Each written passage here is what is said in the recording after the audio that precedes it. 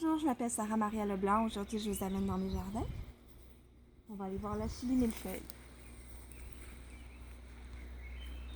Donc, l'achillée, c'est une plante extraordinaire. C'était ma première plante préférée quand je suis devenue herboriste. Une plante que Daniel Laberge raconte une légende que c'était une étoile autrefois. Une étoile qui voulait aller visiter la Terre, puis finalement, elle est restée bloquée au lever du soleil, puis elle s'est transformée en achillée. Puis c'est vrai, cette légende-là, parce que l'achillée, elle nous illumine de l'intérieur, elle nous fait du bien comme une petite étoile.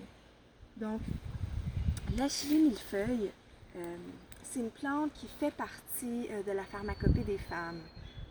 Pourquoi? Parce qu'elle régularise le cycle menstruel.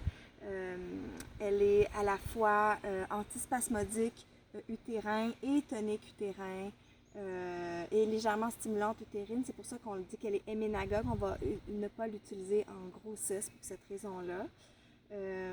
Elle vient aussi, elle est hémostatique, donc elle diminue, elle arrête même le sang.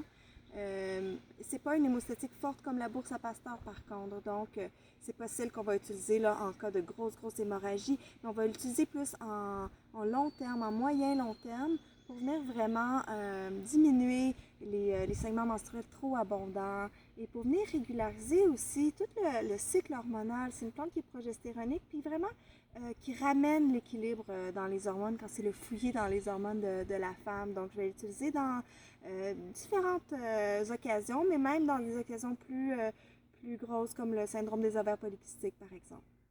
Donc, une super plante qui a aussi des propriétés hépatiques, qui vient stimuler le foie, qui vient aider le foie à faire son travail. Puis on sait que le foie métabolise les hormones, donc étant souvent relié, en fait toujours relié à la santé hormonale, à la santé des femmes. Donc pour ça, c'est vraiment une bonne plante. Puis elle est stomachique aussi, elle va vraiment venir stimuler les enzymes, stimuler le travail de la digestion, de l'estomac. Donc une bonne plante pour le système digestif, d'ailleurs reconnue par la commission E là, qui a fait plusieurs études sur les plantes à ce niveau-là.